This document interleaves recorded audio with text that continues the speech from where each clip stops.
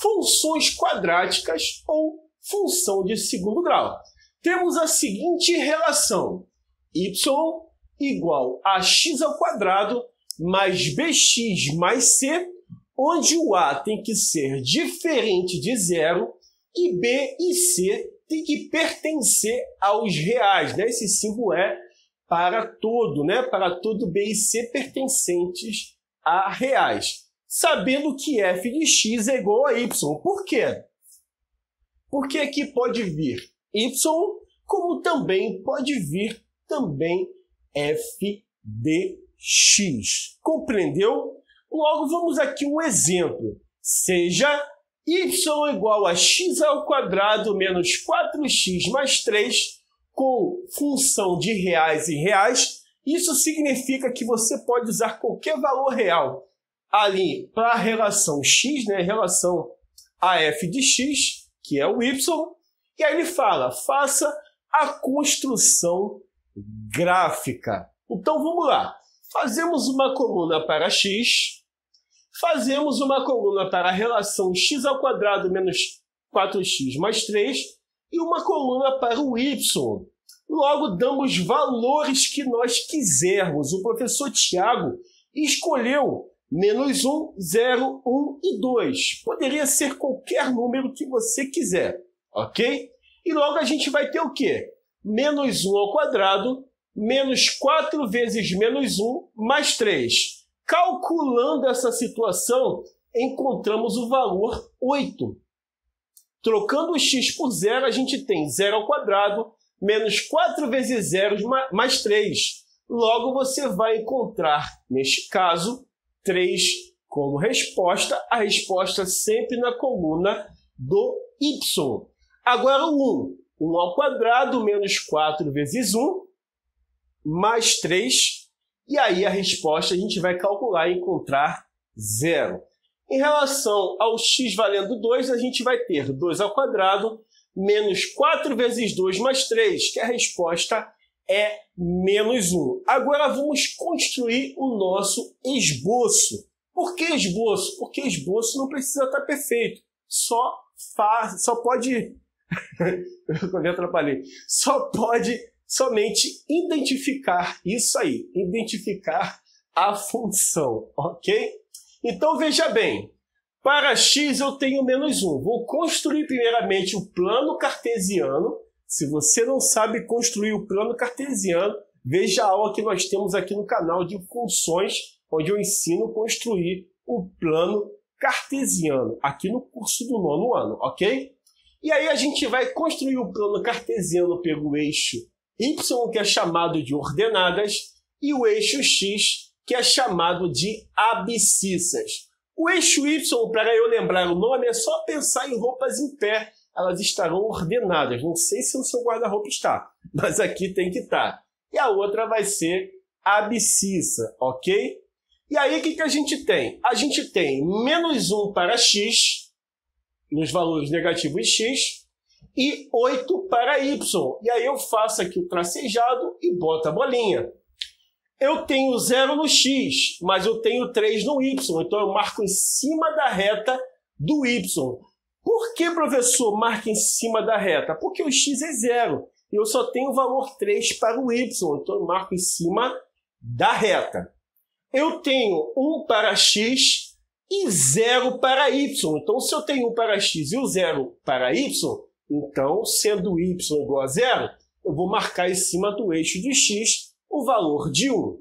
Depois eu tenho 2 para x e menos 1 para y. Então 2 para x na reta de x e menos 1 para y na reta de y. Aí eu marco a bolinha que é o encontro deles. Aí ficaria essas 3 bolinhas. Aí eu venho, tracejando isso aqui. Sendo que para cá eu não tenho. Aí o que eu fiz, Eu peguei o 3 na reta de x e coloquei aqui abaixo e calculei. No final, eu achei 0. Então significa que vai, no caso, marcar em cima da reta de x o 3. E aí você tem como tracejar para cima.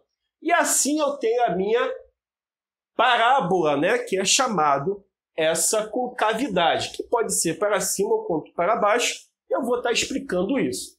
Se eu fizer uma análise gráfica, preste atenção, análise gráfica, eu vou ter que o C é maior que zero. Olha aqui a resposta, não é?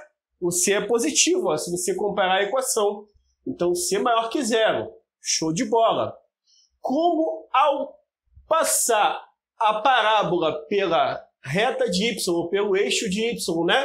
Passar, ele está descendo, decrescente, o B é menor que zero. Olha a confirmação. B é menor que zero. E também, como ele está com a concavidade sorrindo para cima, então o A é maior que zero. O A é positivo. Olha que verdade. O A é maior que zero. Olha que legal.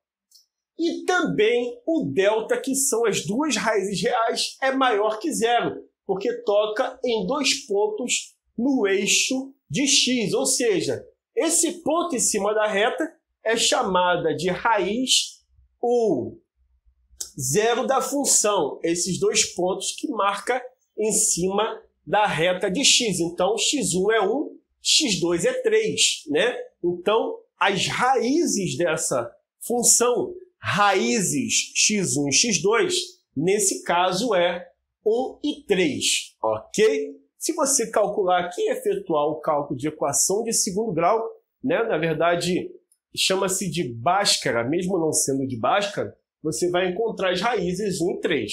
E também tem o vértice da parábola, aonde ela para e depois sobe, né? Ou ela para ou desce, se a concavidade estiver para baixo. Então, nesse ponto central da concavidade da parábola, chamamos de vértice, onde eu tenho x vértice e o y vértice. E aí eu vou explicar para você como é que funciona a análise gráfica de uma função. Preste atenção. Se eu tenho, no caso em relação à concavidade, eu tenho ela voltada para cima, sorrindo, ela tem o ar maior que zero. O que é o ar maior que zero? Eu falei ar. Não tem nada a ver ar. O A maior que zero. O que isso significa? Que o A pode ser positivo, qualquer valor positivo. Se eu tenho a concavidade voltada para baixo, ou seja, assim para baixo, ou se ela está triste, então você tem o A menor que zero e o A sendo um valor negativo qualquer, menos 1, menos 2, menos 1,5, por aí vai. Pode ser também menos raiz de 2, né, número irracional e assim por diante.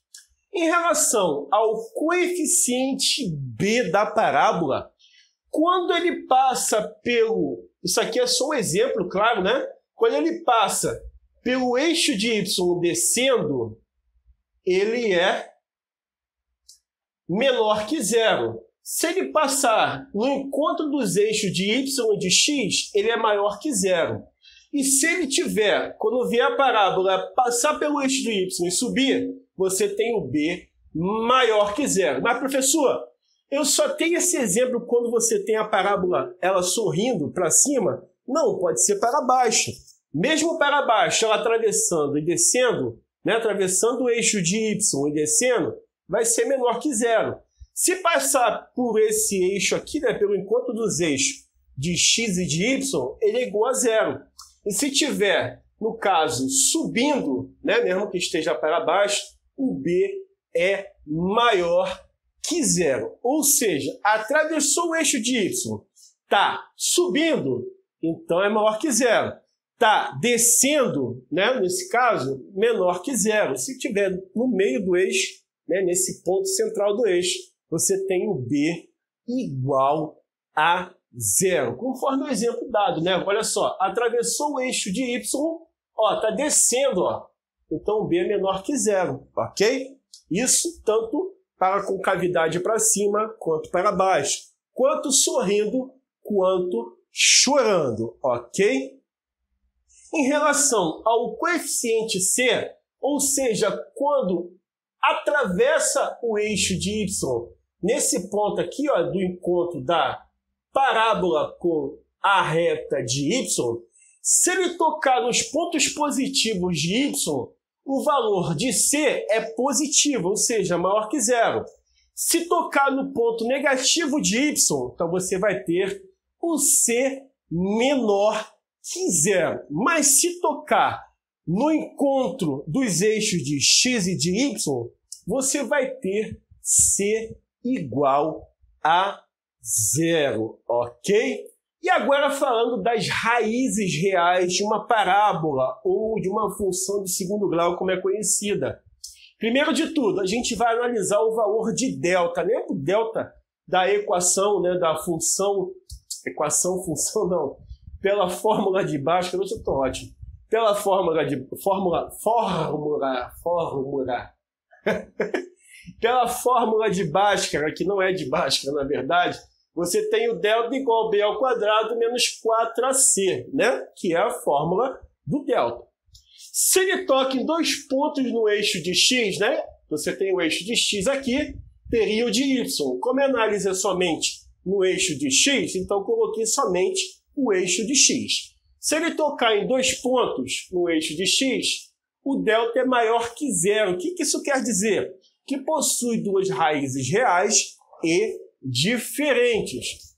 Se toca num ponto só, pode ser para cima quanto para baixo, sorrindo ou chorando, o x1 é igual ao x2. Então temos o delta igual a zero. Ou seja, analisando graficamente ou calculando o delta, encontrou um ponto só ou o delta sendo zero, então, nesse caso, o delta é igual a zero. Se eu tenho a parábola sorrindo ou chorando, mas não toca no eixo de x, logo o delta é menor que zero, ou seja, não existe raízes, né? x1 e x2, nesse caso ali. X vértice, y vértice, ali vértice.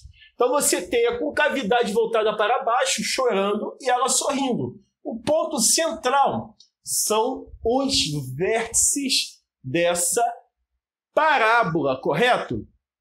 E aí a gente tem o quê? Sendo x vértice a relação menos b sobre 2a, né? E y vértice menos delta sobre 4a. E tem um detalhe que é muito importante que eu não posso esquecer. Quando a concavidade está para cima, você tem ponto de máximo, né? Ficou aí, talvez na câmera dá para enxergar, mas está escrito máximo. E você tem, quando a concavidade está voltada para cima, você tem ponto de mínimo. Então vamos chamar de mínimo, ok? E assim você define ponto de máximo e ponto de mínimo dentro de uma parábola, tanto sorrindo quanto chorando. Chorando é o máximo que eu posso chegar, sorrindo é o mínimo que eu posso fazer. Então você lembra dessa forma e é assim também que eu lembro na hora de resolver uma questão. E por fim, falando sobre zero da função, são as raízes da equação ou da função, nesse caso em relação a x1 e x2, que é as raízes da função. E assim você define o zero da função. Mas você fala assim, tá, professor, você fala tanto em zero da função, em relação ao gráfico, como é que seria? Esse é o zero da função e esse é o zero da função.